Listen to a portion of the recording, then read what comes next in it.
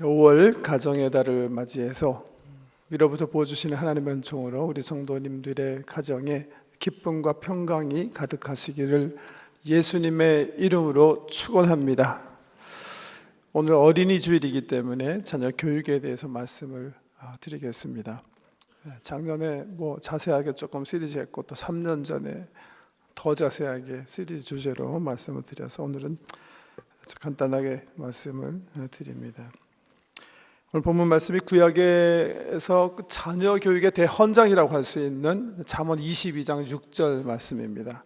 마땅히 행할 길을 아이에게 가르치라. 그리하면 늙어도 그것을 떠나지 아니하리라 라는 말씀입니다. 너무 귀한 말씀입니다. 이 말씀 묵상해 보면 우리 부모님들이 자녀들 양육하면서 꼭 가슴에 새겨야 할 귀한 진리가 담겨 있습니다. 크게 세 가지라고 생각하는데요. 첫 번째는 자녀 교육, 남에게 미룰 수 있는 거 아니라는 거예요. 부모가 책임지고 하라는 겁니다. 여러분, 가정에 있어서 부모들이 자녀 교육하는 것보다 중요한 거 없습니다. 자녀 교육의 정도에 따라서 우리 미래가 걸려 있습니다. 우리 가정이 명문 가정이 되는가 아니면 멸문 가정이 되는가가 여기 달려 있어요.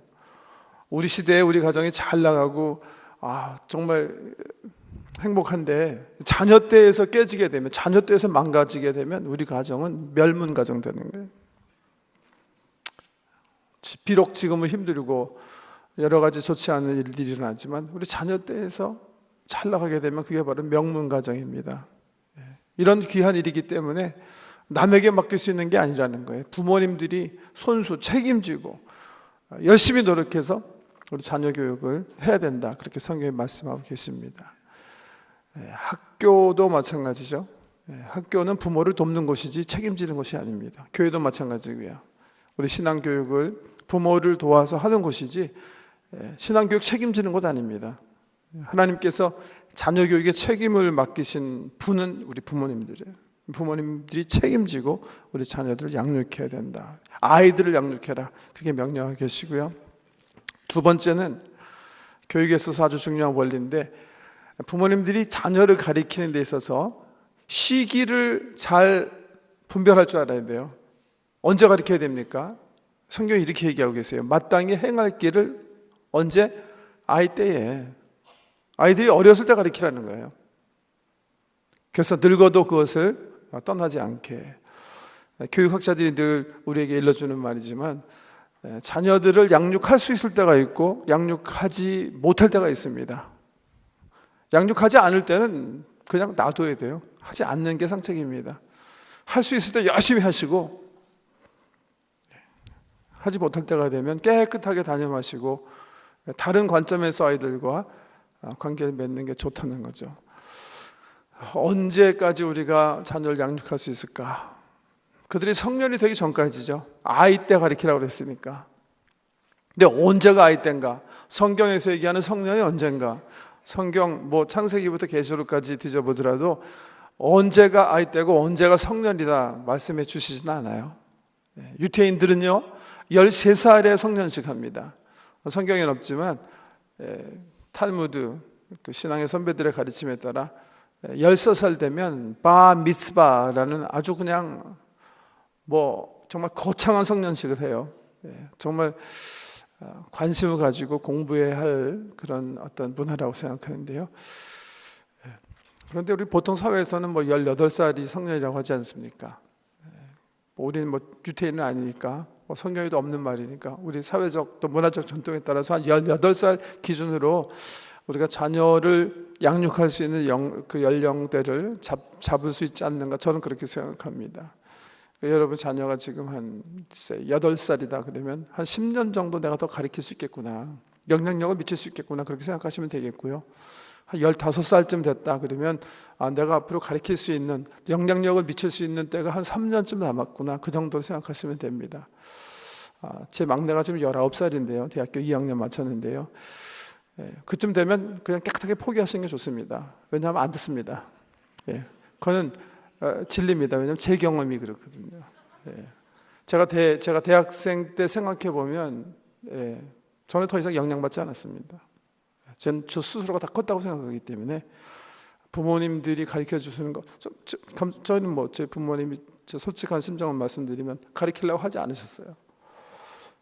워낙 자녀를 많이 두셨으니까 그냥 알아서 살아라 하셔서 제 마음대로 살 수 있는 어떤 자유 속에 살았는데, 설사 저희 부모님들이 제가 성년이 되었을 때 가르치려고 했더라도 제가 듣지 않았을 거예요.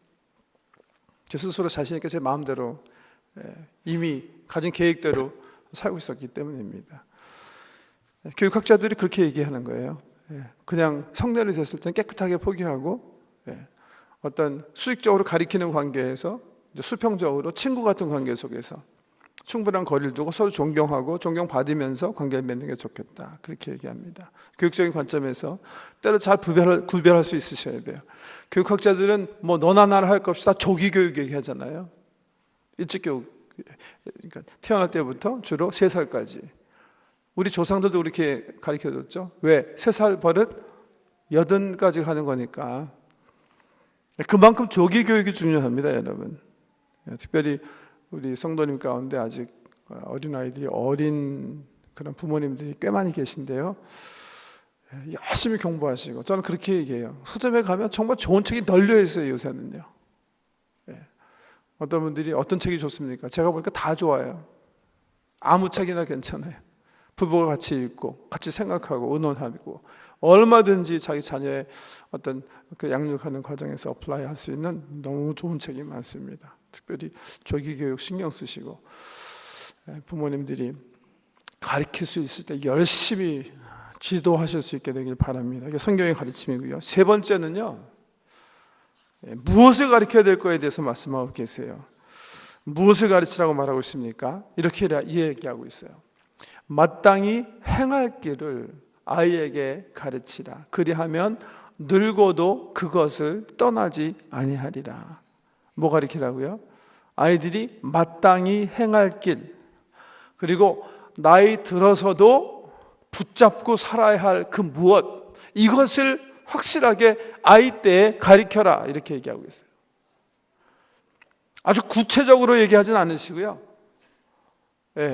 아주 그냥 개괄적인 말씀, 포괄적으로 그렇게 얘기하고 계세요. 마땅히 행해야 할 길, 늙어서도 아이들이 꼭 붙잡고 살아야 할 그 무엇, 이것을 아이 때에 확실하게 가르쳐라. 뭘까요, 여러분? 수학 가르치라는 걸까요? 과학 가르치라는 걸까요? 태권도 배우라는 걸까요? 열심히 무용 가르치고 수영 가르치고 또 피아노 가르치고 미술학원 보내라는 걸까요? 제가 생각하기에 아닌 것 같아요. 한번 곰곰이 생각해 보세요. 부모님들이 성경 말씀에 마땅히 행할 것을 자녀들에게 가르치라고 얘기하셨으니까, 그 마땅히 우리가 그 자녀들에게 심어야 할 그 무엇이 뭔가, 한 가지 좀 이 말씀 속에서 개괄적으로 우리가 얻을 수 있는 게 있죠. 습관 얘기하는 거겠죠, 그죠? 어렸을 때 잘 습관 들여서 나이 들어서도 그 습관대로 살게 해라. 좋은 습관을 어렸을 때부터 배양시켜놔라. 이게 성경에서 우리에게 부모에게 일러주시는 자녀 교육의 핵심입니다. 뭘까? 제가 이 성경을 이해한 대로, 또 성경에서 말씀하시는 대로, 또 한편으로는 특별히 이 구약 성경, 사실 교육은 율법이거든요. 율법 교육이거든요. 성경 말씀을 다른 어떤 민족보다도 중요하게 생각하고 자녀 교육에 힘을 쏟고 있는 유대 민족들이 어떻게 자녀들 양육하는가 조금 살펴보면서 오늘 우리 자녀들에게 배양시켜야 하는 습관 몇 가지 정리해서 말씀을 드리려고 합니다. 유대인들의 삶을 살펴보면 정말 그분들의 전체 문화가 그냥 교육 문화예요. 정말 자녀 중심이 아니라 자녀 교육 중심적이에요. 오늘 말씀을 들으시면 왜 그런지 아실 수가 있을 겁니다.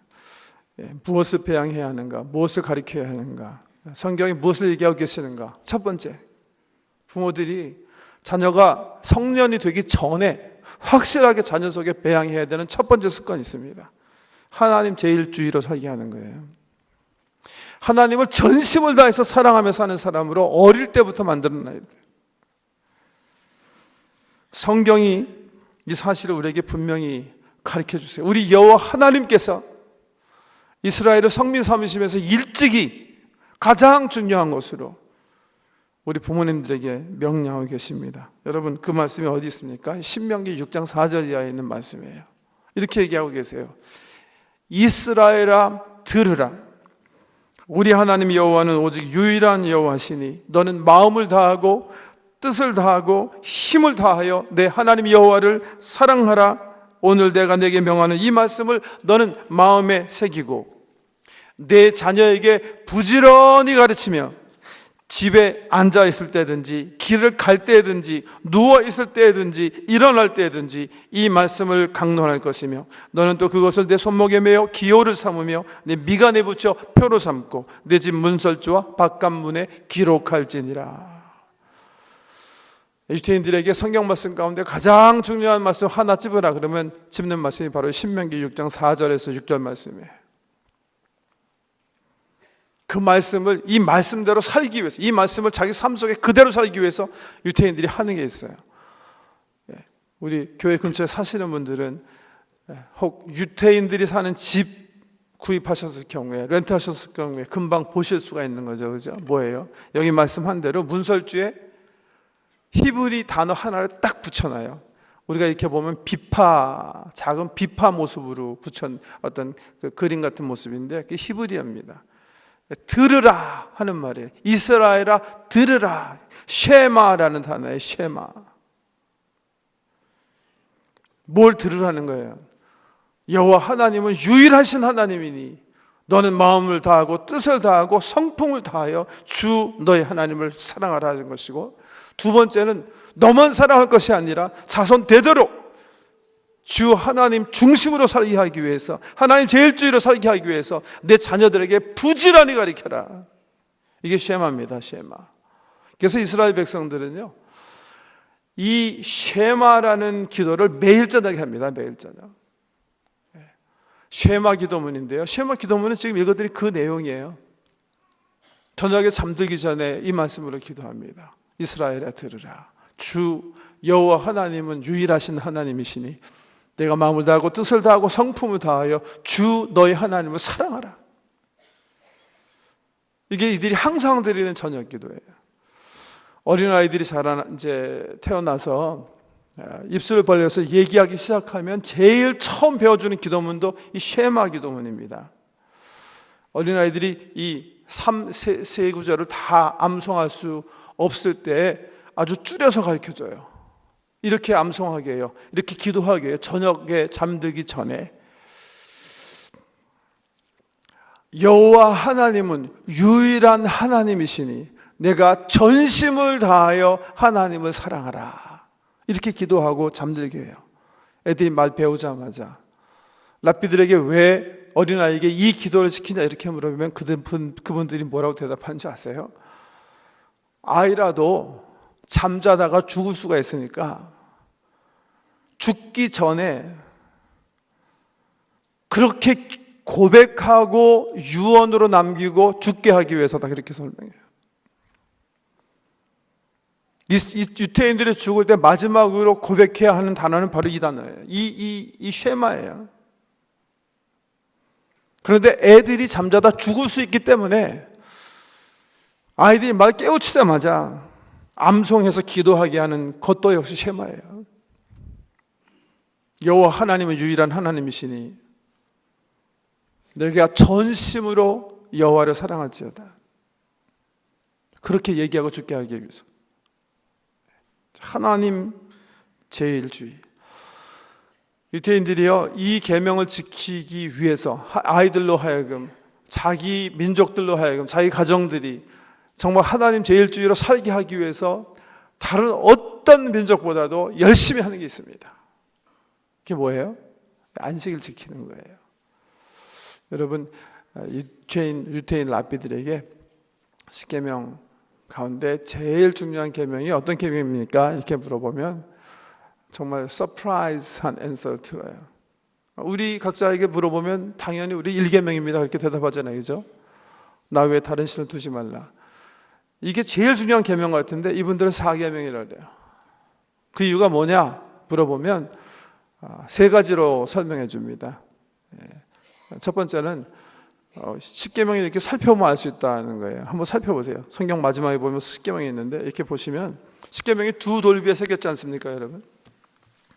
근데 십계명 가운데 가장 하나님께서 돌비에 길게 기록한 계명이 있다는 거예요. 그래서 이 낱말 숫자로 제일 긴 게 뭐냐? 사계명이다 이거예요. 하나님이 할 일 없이 다른 계명은 짧게 쓰고 길게 쓰지 않으셨다는 거예요. 첫 번째 이유는 정말로 숫자 시험은 제일 많아요.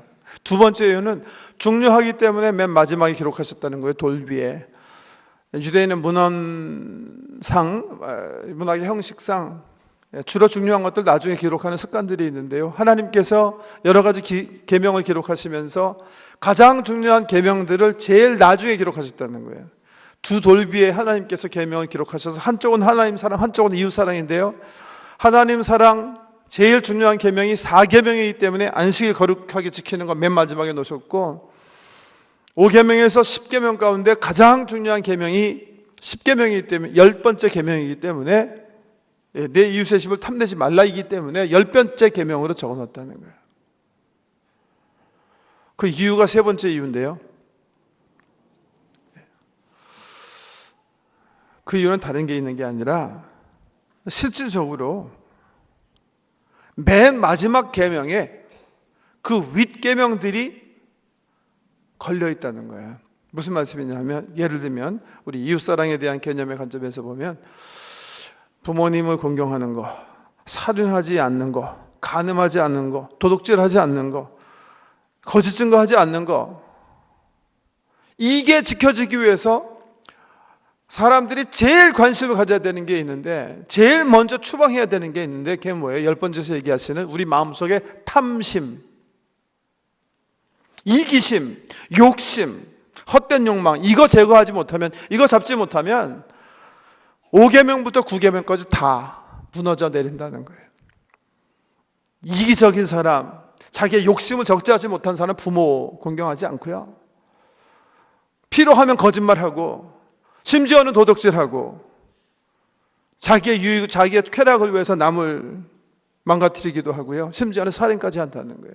그게 어디서부터 스타트되는가? 출발되는가? 탐심에서부터 시작되는 거예요. 탐심. 우리 야고보서 4장에서도 그 진리에 대해서 말씀해 주시는데요. 그래서 이 탐심에 대한 개념을 10번째 계명으로 하나님께서 주셨다, 그렇게 가르치고, 10계명의 4계명도 마찬가지예요. 하나님 외에 다른 신 두는 거, 우상 섬기는 거, 하나님의 이름을 없이 여기는 거, 이런 것들이 왜 생기냐 하면 4계명 안 지키면 그렇게 생긴다. 그런데 사람이 안식일을 거룩하게 지키면, 구별되게 지키면 첫 번째, 두 번째, 세 번째 계명도 자연스럽게 이루어진다는 거예요. 그렇지 못할 경우에 하나님보다 자기 더 사랑하고, 하나님보다 쾌락 더 사랑하고, 하나님보다 더 돈 사랑하게 된다는 거예요. 4계명 중요하다. 그래서 유대인들은 제1계명을 잘 지키게 하기 위해서 제일 철저하게 지키는 게 4계명이에요. 근데 유대인 랍비들은 그렇게 얘기해요. 유대인이 안식일을 지킨 게 아니라 안식일이 유대인을 지켰다, 그렇게 얘기하는 거예요. 첫 번째 계명 기억하셔야 돼요. 첫 번째, 우리가 우리 자녀들에게 습관적으로 성년이 되기 전에 확실하게 부모가 책임지고 지도해야 될 것은 첫 번째 뭐라고요? 하나님 제일주의로 살아가게 하는 거예요. 두 번째, 우리 자녀들에게 심어야 할 거는 하나님께서 만들어 놓으신 모든 피조물들을 사랑하며 사는 거야. 그 중에서도 특별히 사랑해야 되는 게 어떤 존재예요? 사람이에요. 왜? 가장 존귀하게 하나님께서 지으셨기 때문이에요. 어렸을 때부터 우리 자녀들은 하나님께서 당신의 능력으로 만들어 놓으신 모든 피조물들을 정말 존경하는 외경심을 가지고 살도록 양육해야 되겠고, 그 중에서도 특별히 함께 살아가는 우리 하나님의 형상으로 만든 우리 사람들을 존경하고 배려할 줄 아는 그런 사람으로 키워나가야 되겠다. 예수님께서 이 사실을요 아주 여러 번 여러 군데에서 확실하게 하세요. 특별히 공간복음, 특별히 마태 5장, 6장, 7절 말씀을 산상수훈에 보면 다 그런 말씀이에요. 그래서 우리 예수님께서 경고하시는 거예요. 사람 함부로 비판하지 말아라. 함부로 송사하지 말아라. 미련한 놈이라고 하지 말아라. 그런 자마다 지옥불에 간다. 형제에게 락하라. 어리석은 자다 하는 자가 결코 아무 무죄로 풀려나지 않는다. 우리 예수님께서 분명히 얘기하고 계시는 겁니다. 우리 예수님은 사실 그 진리를 십자가에서 말씀하신 거 아니에요. 너희 한 사람 한 사람이 이렇게 귀하다. 손 벌려 피 흘리시면서 말씀하셨고, 학자 가운데는 제가 생각하기에는요, 유태인 해학자이고 철학자이기도 한 마틴 뷰버가 그 사실을 우리에게 너무나 웅변적으로 잘 설명해 줬어요. 우리 1960년대 후반, 제가 알기로 I and Thou, 나와 당신이란 책으로 우리 한국말로도 번역돼서 우리 많은 학생들이 많이 읽은 그런 책인데요. 거기서 설명하는 그 내용이 이런 거예요. 사람마다 이 하나님이 만드신 세상과 관계를 맺고 사는데, 어떤 사람은 I and it의 관계를 맺고 살고, 어떤 사람은 I and you 관계를 맺고 살고, 어떤 사람은 I and thou, thou, 나와 당신과의 관계를 맺고 산다, 이렇게 표현하고 있는 거예요. I and it 이라는 것은 뭐냐면, 나 중심적으로 모든 사람, 모든 사물, 모든 창조물들을 그냥 수단 정도로 사용한다는 거예요. 나에게 유익하면 삼키고, 유익하지 않으면 뱉고. 사람도 그런 사람 있지 않습니까, 여러분? 사람을 사용하려고 하는 사람, 자기의 유익과 행복만을 위해서 관계를 맺는 그런 관계를 I and it이라고 표현한다면, I and you는 윤리적 관계를 얘기하는 거예요. 계약적 관계예요. 당신 나에게 잘해준 만큼 내가 당신에게 잘해주고, 그래서 공동으로 공동체를 이루고 또 사회생활을 함께하는 어떤 좀 인간적인 그 풋풋한 윤리적 관계를 얘기하는 거라면요, I and thou는 마틴 뷰버가 설명하는 것처럼 창조주 하나님을 믿는 사람들이 당연히 가져야 하는 관계예요. 왜요? 우리 모든 창조되어진 피조물들은 그 속에 하나님의 거룩하심이 담겨져 있으니까, 하나님의 존영이 담겨져 있으니까, 마치 그 피조물을 하나님 대하는 것처럼 우리 예수님께서 제자들 발 앞에 무릎 꿇고 그들의 발을 씻겼던 것처럼 존경하는 마음, 외경하는 마음을 가지고 살아가야 된다는 거예요. 이게 I and thou 릴레이션십입니다. 저는 마틴 뷰버가 너무나 성서적인 우리 세계관을 너무나 잘 표현했다고 생각하는데요, 비단 사람뿐만이 아니라 하나님께서 만드신 모든 환경과도 그런 관계 속에 살아가야 된다는 거예요. 여러분, 우리 자녀들 그런 세계관 가지고 키우셔야 돼요. 나 하나 잘 되면 그만이다 하는 그런 이기적인 생활, 그런 이기적인 습관에서 해방시키는 것이 우리 부모의 사명이에요. 그런 관점에서 역시 우리는 유대인 부모들에게 좀 배워야 할 게 있다고 저는 생각합니다. 남을 배려하는 교육 어렸을 때부터 배양시키셔야 되는 거예요. 남을 존중하며 살게 하는. 그래서 유대인들 이렇게 교육하는 거 보면 특별히 어렸을 때부터 남을 배려하는 관점에서요, 여러 가지 교육을 시킨다고 하는데요, 첫째, 우리 젊은 부모님들이 좀 주목해야 될 것이 내 것, 공동 소유권, 이 바운더리를 정확하게 하는 거 아주 중요하다고 그때 주장을 합니다. 남의 물건 그 사람 것이니까 그 사람의 권리와 소유권을 인정해 주는 것이 어렸을 때 자녀들이 꼭 배워야 하는 교육 중에 하나다, 이렇게 얘기를 하고 있어요.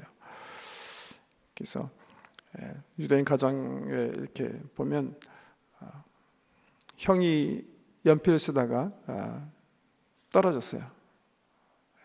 동생 방에 가서 연필을 집어오지 못합니다.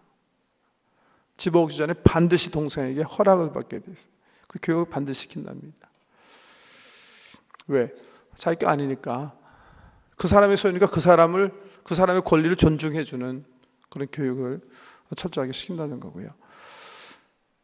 우리 LA에 한국일보 어떤 기자가 쓴 글을 이렇게 보니까, 아니죠, LA에 가게 운영하시는 분이 그 유태인 동네에서 가게 하면서 경험한 일들을 이렇게 소재로 해서 쓴 글을 보니까, 유태인 엄마가 아이를 데리고 이제 가게를 왔는데, 아이가 그냥 들어오자마자 막 그 초콜릿을 향해서 이렇게 집으려고 하니까 집지 못하게 하고 주인에게 와서 물어보게 하더랍니다. May I have lollipop? 주인이 이렇게 보고, 아니 당연히 돈 내고 살 건데, Of course you can. 애가 이렇게 집어서 뜯으려고 하니까 엄마가 뜯지 못하게 하고, 돈 냈는데도요 뜯지 못하게 하고, What did you say? 그러니까 애가 주인 보면서 Thank you 하고 뜯게 하더랍니다. 예의를 지키게 하는 거예요. 배려하는 겁니다. 자기 혼자 사는 거 아니니까 사회 구성원으로서 책임 있는 삶을 살아야 되니까 철저하게 예의 범절을 지키면서 남을 배려하게 어렸을 때부터 습관을 시키는 거예요. 그런 각도에서요 절약 습관도 굉장히 중요한 겁니다. 하나님께서 우리에게 주신 이 세상은 나만 혼자 사는 거 아니니까, 함께 살려고 하나님께서 주신 것이니까 철저한 절약 가운데. 그래서 우리 보통 유태인들이 구두쇠다. 왜? 이 사람들이랑 거래하다 보면 $10,000짜리 거래를 하더라도 일정까지 챙긴다고 하지 않습니까? 그래서 이놈들은 정말 노랭이고 정말 사귈 가치가 없는 사람이다, 그렇게 생각하실지 모르겠는데요, 민족별로 보면 여러분 제일 세상에 기부 많이 하는 민족이 유대인이에요. 제일 돈 많이 갖고 있는 사람도 유대인이지만 제일 많이 좋은 일에 헌신하는 사람도 유대인이에요. 절약해서 그분들이 어렸을 때부터 교육하는 부분이 바로 선행이에요. 왜? 성경이 그걸 얘기하고 계시니까. 레위기 19장 기억하시죠? 너희 땅에 곡물을 벨 때 너는 반 모퉁이까지 다 거두지 말고 너의 떨어진 이삭도 줍지 말며 너의 포도원의 열매를 다 따지 말며 너의 포도원에 떨어진 열매도 줍지 말고 가난한 사람과 타국인을 위해 버려두라. 나는 너의 하나님 여호와니라. 어렸을 때부터 이 율법에서 명시하는 바 거둬들인 돈을, 추수한 것들을 자기 혼자 쓰는 게 아니라 반드시 남을 위해서 남겨두는 그런 습관을 배양시키며 살아가게 하는 거예요. 그래서 유태인들 집에 가보면 어린아이 키우는 가정에 식탁 옆에 보면 제다카 박스라는 게 있습니다. 제다카라는 게 의 혹은 공평이라는 히브리어인데요, 공평 박스, 페어네스 박스. 그래가지고 안식일 해 떨어지기 전, 즉 엄마가요 안식일에 촛불을 밝히기 전에 준비한 동전을 제다카 박스에 넣어요. 그럼 아이들도 엄마 아빠에게 받은 돈을 모아서 그 박스에 넣게 돼 있어요, 반드시. 그리고 그 가득 찬 그 저금통을 필요할 때마다, 회당에서 이를테면 구제할 때마다, 또 자기 민족들을 위해서 돈이 필요하다고 할 때마다 아이들이 가져가서 바치게 돼 있어요. 탈무드에 보면 유대인에게는 세 개의 친구가 있다, 이렇게 얘기하는데, 첫 번째 친구는 돈, 두 번째 친구는 친구, 세 번째 친구는 선행입니다. 근데 이렇게 설명해요. 돈이 참 귀한 것인데 무덤에는 가져갈 수 없는 친구고, 친구는 아주 좋은 친구면 무덤까지 찾아주는 친구이고, 선행은 보이지 않는 친구인데 하나님 나라까지 갈 수 있는 그런 친구다, 이렇게 탈무드가 설명하고 있어요. 선행하는 습관, 이것도 하나님께서 만드신 피조물을 외경하는 그런 관점에서 중요한 그런 교육입니다. 나머지 하나는 근면성이라고 할 수 있어요. 우리는 어차피 시간을 하나님으로부터 선물로 받았기 때문에 철저하게 남을 배려해서 시간을 지키고 또 하나님께서 주신 귀한 시간들을 낭비하지 않고 잘 사용해서 율법의 준수자로 살 수 있게 교육하라는 겁니다. 특별히 여러분 아시는 대로 유대인들은요, 안식일이라는 그 시간을 엄수하는 게 그들의 거의 생명과도 같아요. 그래서 6일 중심으로 살지 않고 안식일 중심으로 사는 민족들인데, 아이들도 해 떨어지기 전에 금요일 학교에 갔다가 빠른 걸음으로 집에 돌아와서 목욕하고 옷 갈아입고 숙제 다 하고 안식일 해 떨어지길 기다리고 철저하게 그 시간을 지키면서요, 어렸을 때부터 이 시간을 정말 이렇게 잘 사용하는, 철저하며 지키며 사용하는 그런 훈련들을 합니다. 뭐 유대인도 털어보면 뭐 나쁜 습관이 있겠습니다만은 우리가 배워야 하는 좋은 습관들 가운데 정말 이 민족은 일할 때 일하고 공부할 때 공부하고 놀 때 놀고, 저는 이스라엘 방문해서 정말 놀란 것 중에 하나가 안식일 마친 다음에 이들이 벌리는 파티였어요. 찬치. 이스라엘 가보니까요, 저는 뭐 시커먼 옷 입고 그냥 뭐 인상 쓰면서 그냥 안식일 마치는 줄 알았는데, 안식일 딱 마치고 나니까 예루살렘 전체가 그냥 파티예요. 파티. 막 춤추고 놀고. 나는 이스라엘 민족이 그렇게 춤 잘 추는 민족인지 몰랐어요. 놀 때는 놀 줄 알고, 공부할 때는 전심으로, 일할 때는 전심으로 하는 그런 근면성입니다. 이런 습관들은 우리가 어렸을 때 부모님들이 책임지고 교육시켜야 된다는 거예요. 왜? 나이 들으면 이미 too late. 마지막, 우리가 자녀들에게 신경 써서 심어야 하는 습관은 정직이다, 이렇게 말씀드리고 싶습니다. 마태복음 5장 26절 이하에 보면 우리 예수님께서 이렇게 얘기하세요. 진실로 내게 이르노니 내가 한 푼이라도 남김없이 다 갚기 전에는 결코 거기서 나오지 못하리라. 부정한 재물, 거짓말하는 거에 대한 아주 엄한 경고입니다. 탈무드에 보면 사람이 천국에 가서 하나님 죽어서 하나님 나라 가서 심판관 앞에 서면 4가지 질문을 받는다, 이렇게 가리키는데요. 첫 번째 질문이 뭐냐면, 당신은 사업을 정직하게 했습니까? 두 번째 질문이, 당신은 토라 공부를 위해서 때로 시간을 정해 놓았습니까? 세 번째 질문이, 당신은 자녀를 가지려고 노력했습니까? 네 번째는, 당신은 세상의 구원을 고대했었습니까? 첫 번째는 정직성에 대한 거고요. 두 번째는 성경 말씀 열심히 공부했는가? 세 번째가 땅에 충만하고 번성하라고 그랬으니까 자녀 많이 낳으려고 노력했는가? 네 번째가 종말에 관한 건데요. 순서가 참 재밌죠, 여러분. 어떻게 보면 두 번째가 첫 번째 돼야 될 것 같은데, 그렇게 묻지 않고 유대인들 생각하기에 하나님께서 제일 관심 가지시고 제일 처음 물어보시는 게 뭐예요? 정직에 관한 거예요. 이분들은 성경이 그렇게 그들에게 가르치고 있다고 생각하기 때문에 그래요.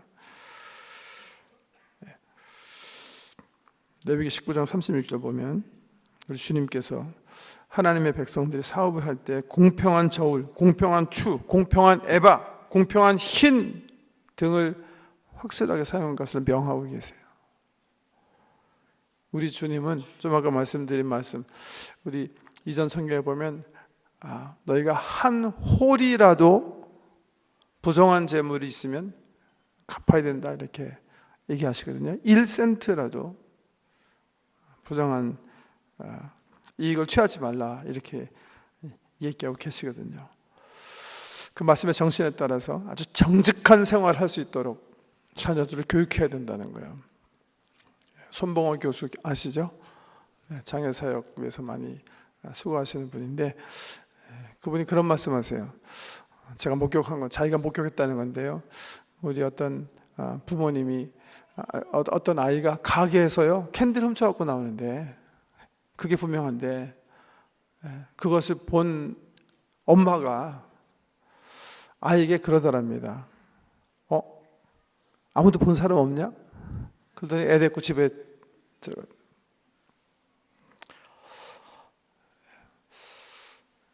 여러분,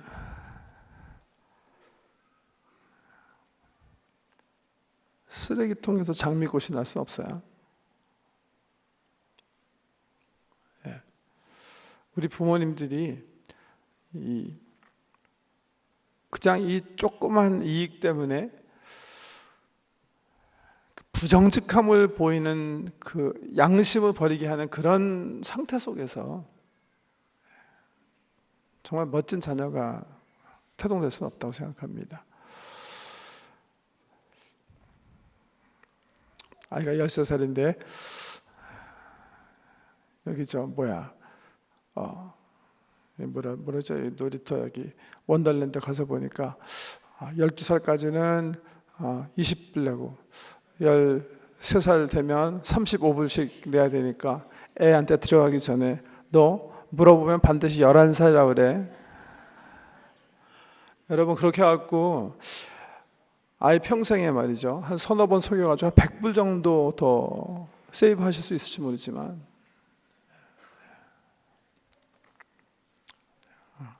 짓밟힌 아이들의 영혼, 아이들의 양심은요 다시 소생되기 힘든 게 사실입니다. 그래서 어른들이 그렇게 얘기하시는 거예요. 뭐라고 그랬어요? 바늘 도덕이 소도덕 되는 거예요. 잘못하시는 거예요. 그러시면 안 됩니다. 30-40불 더 세이브하게 하기 위해서 양심을 버리는 모습을 부모가 보여서는 안 되는 거예요. 철저하게 정직을, 우리들의 삶의 좌우명을 가지고 아이들을 키워야 돼요. 그래도 세상이 험하기 때문에 자녀들이 실수할 수가 있는데요, 부모님들이 그런 모습 볼 수가 있습니까, 여러분? 정직을 생명으로 삼아야 돼요. 하나님께서 원하시는 거기 때문에. 세 가지 크게 좀 말씀을 드렸는데요,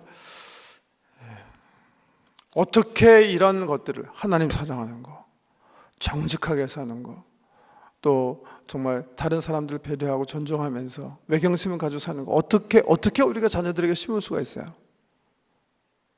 말로 심으면 돼요?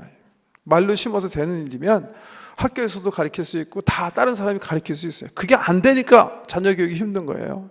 어떻게 해야 돼요? 우리가 그렇게 살아야 돼요. 우리가 하나님 제일주의를 살아야 되고, 우리가 정직하게 살아야 되고요, 우리가 하나님 지으신 모든 만물, 이 우주들을 정말 외경하는 마음을 가지고 사는 모습을 보여줘야 돼요. 그게 돼야 교육이 되는 겁니다. 교육이. 본이 되지 않으면 교육이 될 수가 없는 거예요. 하나님 사랑하는 거, 특별히 우리 예수 그리스도께서 우리에게 가르쳐 주신 법칙을 좀 생각해 볼 필요가 있습니다. 여러분, 우리 자녀들로 하여금 예수님 정말 사랑하게, 하나님 정말 제일주의로 살아가게 하기 위해서 부모들이 보여줘야 될 게 뭐예요? 저는 요한복음 17장에 우리 예수님께서 그 대제사장의 기도 속에서 이미 가르쳐 주셨다고 생각해요. 주님께서 이렇게 기도하세요. 하나님과 내가 하나인 것처럼 나를 따르는 제자들도 하나가 돼서 세상이 하나님이 그들을 사랑하신 것을 알게 해주십시오. 우리 예수님 기도거든요.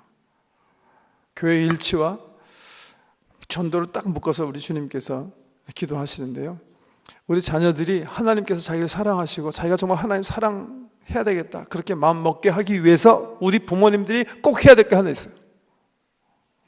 그게 뭐예요? 자녀들로 하여금, 야, 정말 우리 엄마 아빠는 정말 사랑한다, 정말 닭살들이다, 느낄 수 있게 해줘야 돼요. 그게 형성이 되지 않으면 말로 되는 게 아니에요. 그게 영적인 원리입니다, 원리. 우리 자녀들이 우리의 삶을 볼 때, 이분들은 크리스찬이라고 말을 하는데 내용물은 그렇지 않다. 여러분, 우리 자녀들 카운셀링 해보면 우리 기성세대에 대해서 아주 나쁘게 표현할 때 제일 많이 사용하는 단어가 뭔지 아세요? 히포크릿, 위선자들이다. 왜 그런지 아세요? 말로는 이거 하라고 그러는데 우리 부모님도 삶 보니까 안 그렇다는 거예요. 그런 괴리감 속에서 교육은 이루어지지 않습니다. 철저하게 우리 삶이 먼저, 아이들에게 보여진 삶이 아, 정말 우리 아빠 엄마 닮아야 되겠다, 이런 고백이 나오는 삶이 반드시 돼야 돼요. 그 교육이 이루어지는 겁니다. 그런 연후에 우리가 해야 될 마지막 거는 뭐예요? 하나님의 도우심을 엎드려 구하내줄 거예요. 하나님, 내 힘으로 아이를 감당하지 못합니다. 세상의 악으로부터 이들을 보호해 주시고 나를 도와주시고 나를 불쌍하게 해주셔서 아이들이 은혜로 잘 자라게 주님 도와주시옵소서.